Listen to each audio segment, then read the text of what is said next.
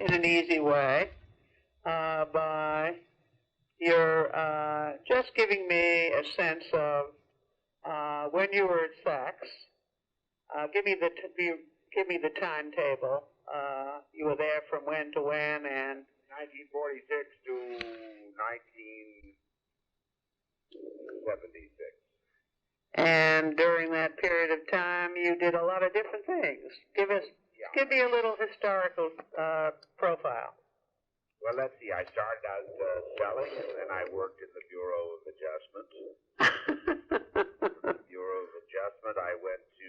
That's a learning place. Yeah, buying for the university shop. We opened the university shop after the war, and I bought from the university shop for a while, and then went to merchandising children's wear.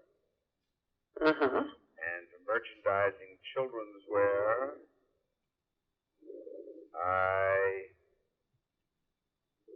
went to merchandising what was called Young Elite.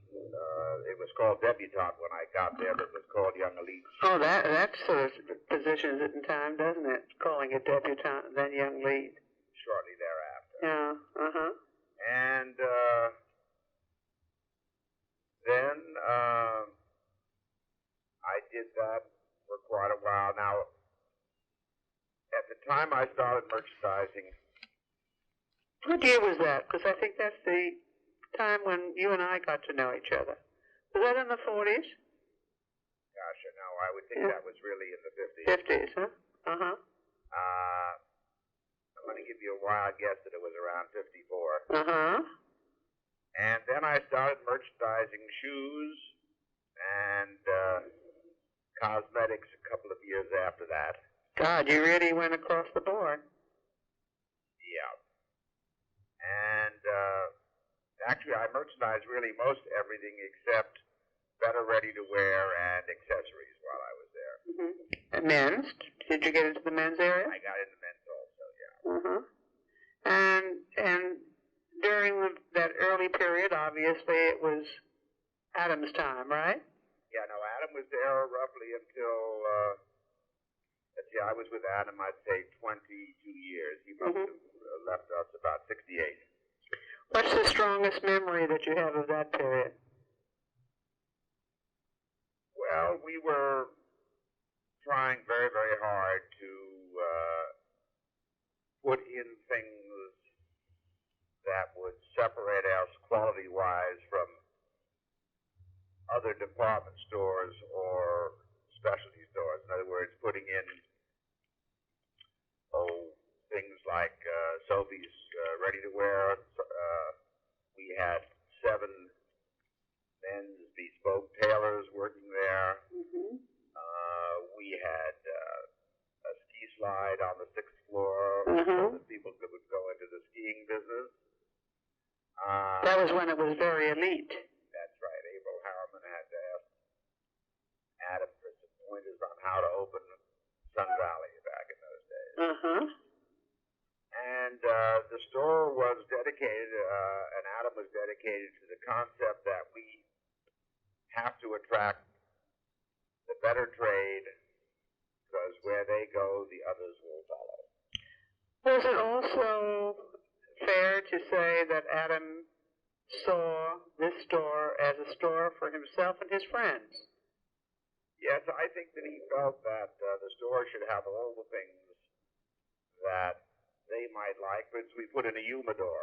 He had been spending a lot of time in Cuba, and he knew a lot of the wealthy Cubans and saw that a lot of his friends smoked Cuban cigars, so we put in a humidor. Mm-hmm. And we had a lovely humidor up until the time Castro came in. So that was certainly the era when the entrepreneur or the person who was identified with the store was really identifying with himself and his own lifestyle, wasn't it? Yes. In other words, we were not yet into merchandising by computer.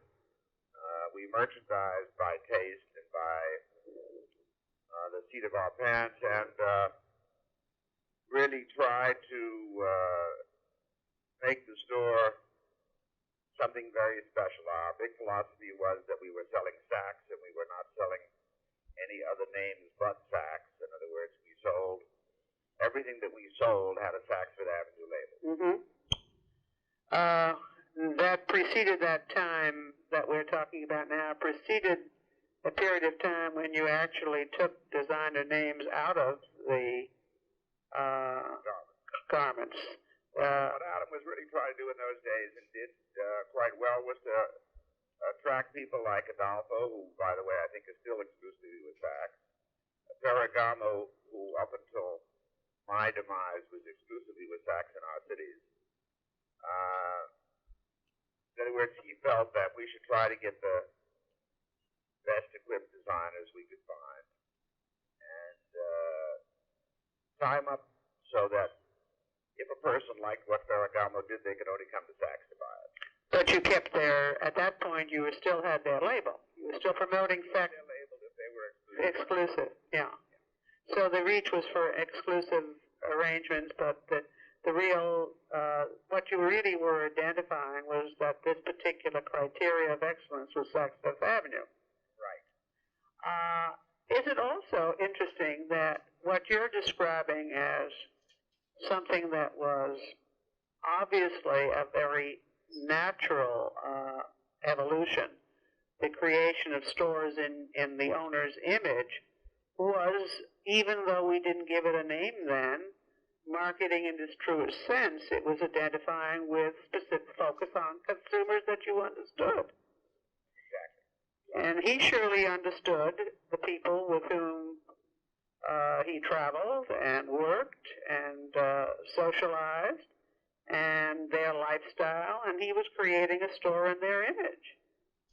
Well, that's certainly what he was trying to do, and he was also trying to put the stores where those people were. In other words, that was when we were in a moderate expansion period, and we had stores in Southampton, and we had stores in Palm Beach, and he was trying to follow his customers.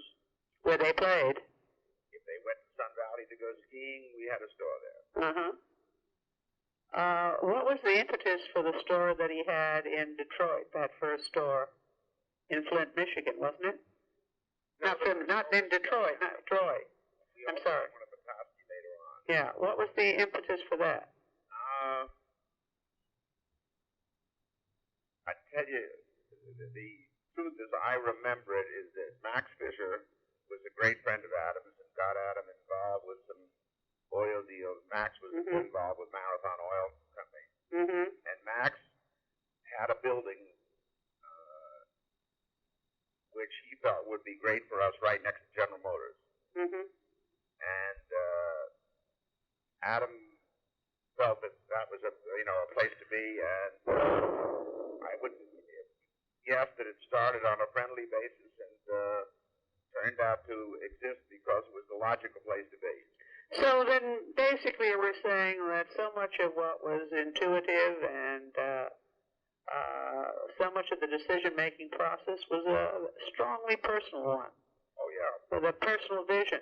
He had dinner one night with a man by the name of Cord in California, in Beverly Hills. I'm guessing now this was 1948, maybe. Mm-hmm. And Mr. Cord took him to the property where we still are out there. There was nothing on Wilshire Boulevard at that. Further on, all there. And Adam had the foresight to believe that that spot would be terrific for retailing in the years ahead.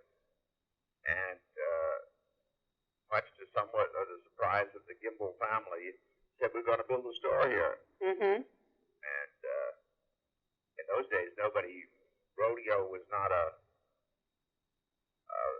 viable area, and Wilshire Boulevard was just beginning to be. In those years, what was the relationship between Sophie and Adam in terms of the working relationship? How did they work?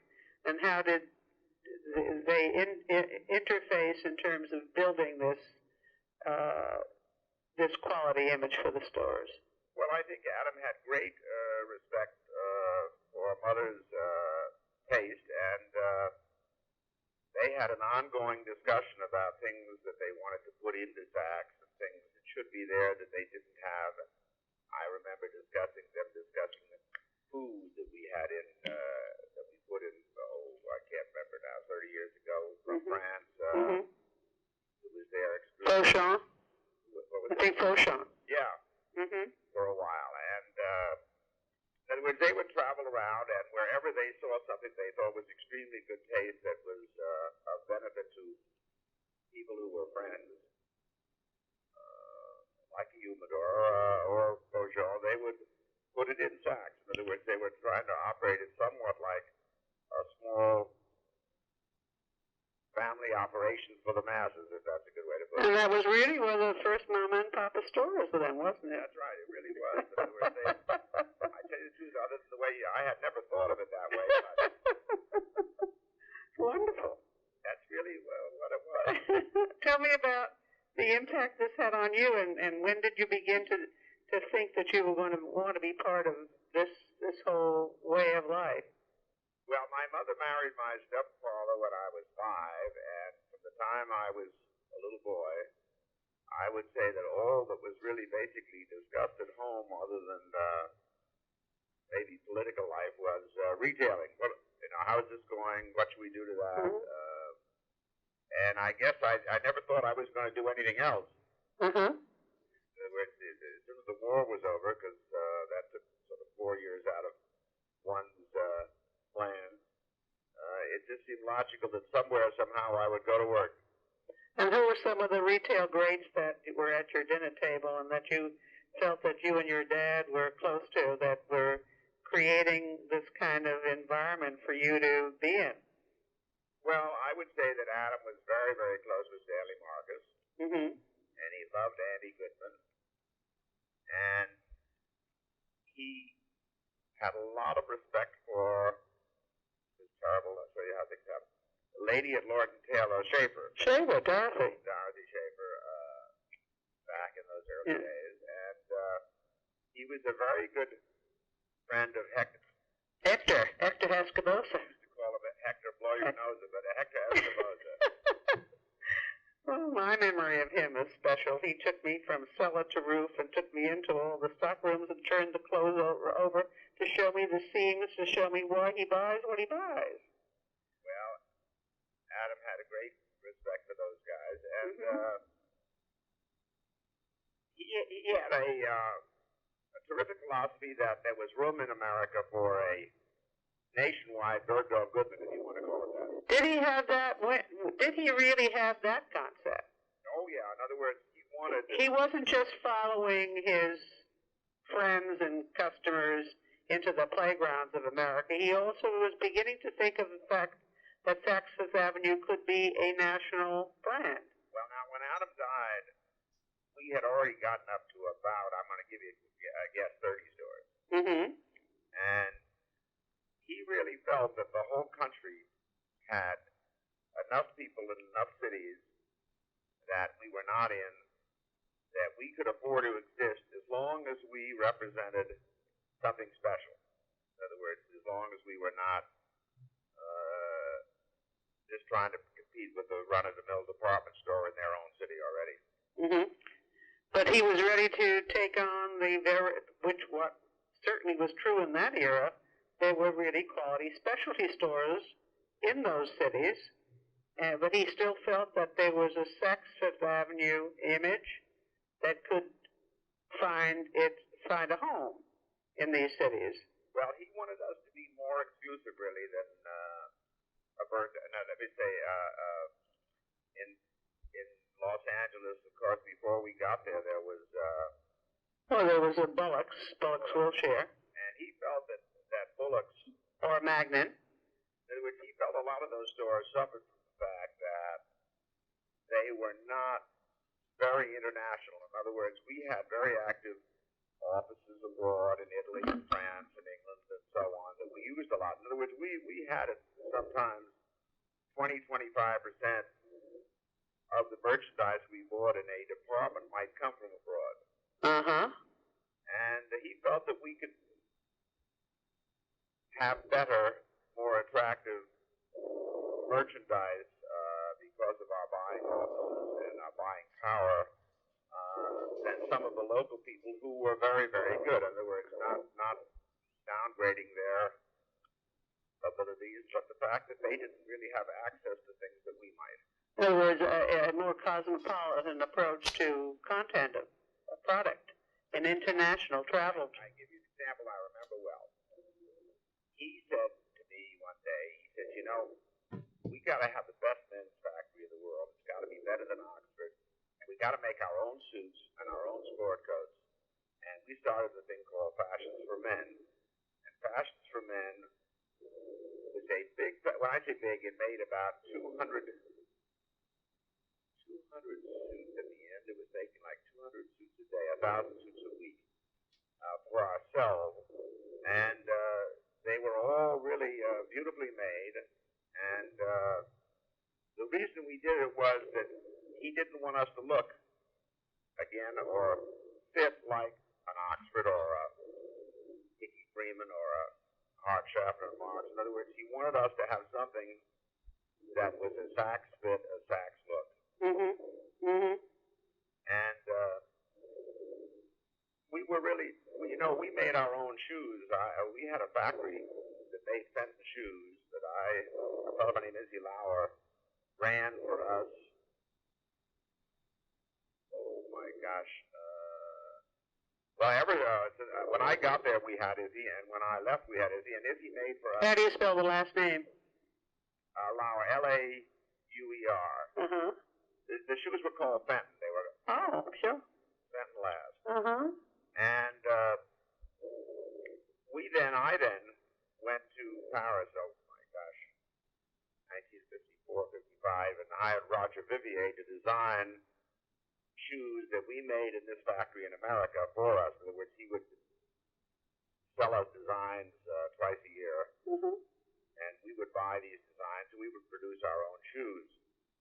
And again, that was another attempt to do something that nobody else could have. So this was early private label product development, wasn't it? That's right. In other words, Adam really felt that anything that you can make that somebody else can't buy, that you should do. Uh-huh. God. Could we use it now? Yeah, right. Could we use it now? At the point where he was moving toward the end, you were in what position? What was the last position you had, or the next to the last position before he pulled out? Well, I was when Adam left, Alan and I were both vice presidents. Yeah. Johnson and I. Mm-hmm. Both of you. Yeah, and Adam had dreamed, in fact, it was on Women's Wear, I even have a copy of it here, that Alan was going to be in charge of operations and I was going to be in charge of merchandise. Mm-hmm. And the president of the store was? No, you were saying on that? Yeah, that's where you were, but who was president of the store at that point? Adam was. Adam still was, but there was somebody else. There was well, Alan Johnson was the vice president. Yeah. And I was the vice president. Alan's father, Ray, had been the vice president before that and left us to go to Revlon. Who was the other man, though, that was Ray Johnson. Right. I get it. Now, that's the name that was missing for me. He was with him for a long time, wasn't he? Oh, yeah, Ray was Adam's right-hand man for, right. gosh. Right, and I say 20 of my 30 years. Yeah, I remember that. And then he left. And Adam loved Ray, and then Ray married a French lady who I remember. felt he was working too hard.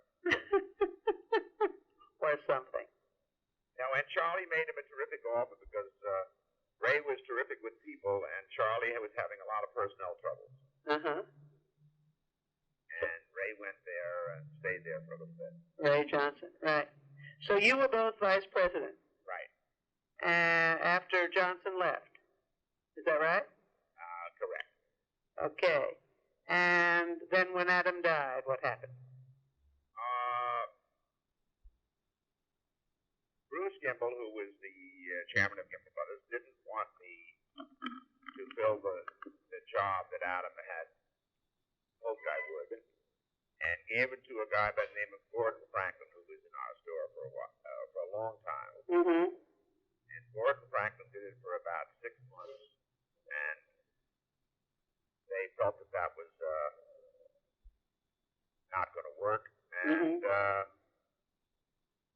they got a hold of Norman Wexler. Norman Wexler, yeah. Norman at that time was... He was at J.L. Hudson, wasn't he? Or was he at I. Magnin by then? No, J.L. Hudson, I think. J.L. Hudson. And Bruce was very friendly with Norman. They were personal friends, and Bruce felt that Norman should be president of Stax. Mm-hmm. And Bruce and Alan, Norman and Alan were the president and chairman of the board, and I stayed with them for about, I'm going to say 4 years. I can't remember exactly. Uh-huh. And I didn't see any future for myself because Bruce was quite unfriendly always during his life towards me, so I never really anticipated that while he was there that it was going to happen. Then BAT came in, and I obviously approached BAT asking what was going to happen. And they said, well, why don't you just stay and see, because we don't know whether we're happy with what we've got or whether we want to make a change or whether Mr. Wexler will work out. And I did that for a while, like 4 years. Give me a little feeling about what you think their entry to the business represented in terms of the growth of the company, the growth of Stax. Hold on one second, will you? Yeah.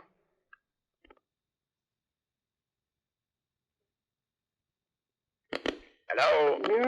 I'm here. The transition that is coming in. What did that mean to you? I think that BAT felt that the company should be for more people and be spread as quickly as possible, and should get rid of everything that didn't make money. Now, when I say that, I'm talking about like the Sophie Salon, like custom tailors for men, like, we had lots of things that we had for prestige that were not intended to make money. And they got rid of all of those things. In other words, they lopped off all of the frosting on the cake. And they were really very interested in the bottom line more than the image. In other words, they hadn't built it as we had, and Adam's feeling for it was obviously decidedly different than some guy who buys a company who never was in the retail business before. Right. Except that, you know what's interesting? I think you'll be interested to know that the people that are there now, who are obviously under tremendous strain because of what is happening, all credit Battis with letting them move this name cross-country and transplant it. And they frankly say it was their deep pockets that enabled them to do it. That Battis had the financing to let them do it, and that what did happen was that Battis enabled Saks Fifth Avenue to now take advantage of what was a changing affluent society in this country. Not only more people in more parts of this country, but more people with a taste for and a desire for the things that Saks Fifth Avenue had stood for. Now, they talk positively about Battis, and they don't need to because, the party is over. How do you explain that? Well, I think that they bought it with the thought in mind that they were going to do what Adam had originally planned, and that was to spread all over. I think, however, that they felt that they couldn't afford, and it wasn't necessary to afford the luxury at the top. For instance, we had a lady by the name of Tatiana who designed hats. That was Alex's wife. Right. And Tatiana had a department that lost a lot of money, which Adam thought was unimportant because the hats were something special. BAT wouldn't have dreamed of that for a minute and a half. Right. And they didn't really think that you needed the frosting on the cake. In other words, they had a little different philosophy than Adam did. Adam was obviously impressed with the idea of making it something special. They were impressed with the idea that it was special, and they should make money while it was special. Uh-huh. Well, it's interesting. Bergdorf became everything that Adam was doing for Saks. Do you agree? I think Bergdorf has certainly tried to, and I think that Andy felt all along that Adam was doing the right thing, except I don't think Andy really had the feeling, being not part of a big company like Gimbel Brothers, that he wanted to open stores all over the country. Well, he didn't want to do that until his son. He thought maybe his son would do it in Chicago. And then when his son didn't choose that, that dream ended. Yeah, I don't think he was ever really as hot for a national scene as Adam. No, I really was. When I say Bergdorf, I'm talking about the now Bergdorf. Bergdorf now is what Andy. I mean that distinction that you talk about, the whipped cream on the cake. That's much more what Bergdorf is doing today. Wouldn't you say? Yeah, I would. Yeah. I remember one other thing while I'm thinking about it. I was also running the beauty salons in Saks through Seligman and Labs, and Adam said to me, "Now listen, we have got to get all over this country stars, not just guys who dress ladies' hair, but stars, people that have names, people that people know, so that even if it costs us more money, if we have to charge more, that we have people." I remember a fellow by the name of Masters who worked for us out in Beverly Hills, and a guy by the name of York who worked for us. In other words, he was really anxious to have the best, not just a beauty salon. Mm-hmm. Well, he brought Antoine in, didn't he? Right, Antoine was. He brought Antoine from Paris, right? That's right. Antoine was, that was a whole era. Tell me something else. From the period of time when you were able to do what you could do with Alan, when Alan and you were vice president, you in merchandising, what was very special about that period of time from your point of view? That's a transition time before Battis, really, but after Adam. What was special about that time? Well, I can't tell you anything very special, except we were trying very, very hard to carry on Adam's ideals, making all the merchandise Saks Fifth Avenue and not jockey shorts for somebody else. In other words, we continued his philosophy to the best of our ability. And I think that Norman, because he understood what we were all about, having been at Saks, by the way, before. I heard that recently, that he was there before he went to Hudson. Right, he had worked there. There was a guy by the name of Jack Cole who was merchandising better sportswear, and Norman worked for him, I don't know how long ago I'm talking about. And so I think Norman had a pretty good idea of what we were trying to do. And we did a lot of changes, modernizations. In other words, we changed names of things. Like I remember we had a teenage department for our teenagers on the second floor, and I said, "Listen, we got to change this to the Young Circle for Young Juniors, because it was a circle, a room that was a circle." I remember that. If we change it to the name to Young Juniors, our sales will triple, and in the same space. And we don't buy odd size. I mean, even sizes anymore. We're going to buy odd sizes. We're going to get a new buyer, and things like that. In other words, we were trying to modernize and sort of keep the same place, but bring it up to date. And we were making a lot of money in those days. In other words, we had years there where we were making, 8, 9, 10% after taxes. I mean, we were really doing great things financially. The way Gimbel Brothers needed. I know. That was one of the problems, wasn't it? Yes. Who were some of the exciting people that you worked with during that period? You talk about manufacturers? I don't care. You name it. Manufacturers, designers, people within Saks Fifth Avenue stand out for you in memory. Who are some of the people? Ted Ball was terrific. Ted Ball bought merchandise accessories and had great taste and was a very important person in Saks' image. Is he still alive? I have no idea. He was in Paris. Mm-hmm. Right opposite the Ritz. What is that? Place Vendôme. Mm-hmm. A guy by the name of Irving Goldwasser, who bought the furnishing, or merchandised the furnishing, men's furnishings, who had untold numbers of new ideas for ties and shirts, and had great taste and great ability on getting quality. And in those days, we had Valentine exclusively and Smedley exclusively, and a lot of other things that he found in England and in Ireland. Mm-hmm. We had I would say,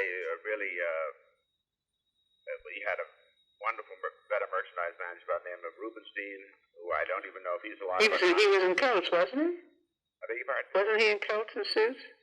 He was the better ready-to-wear merchandise manager of everything. Rubenstein, sure. Ham Rubenstein. Yeah, Ham Rubenstein. I remember the name. Was Mary, had been at Best & Company. Was she there during the period where you were growing up in the business? Mary Lewis? No, Mary Lewis was there. I heard so much about her, but she was there before Ray Johnson. I see. Ray replaced her. She was vice president. I see. And I think... Because she was legendary. Crazy about her, but I don't know. I never did know what happened to her.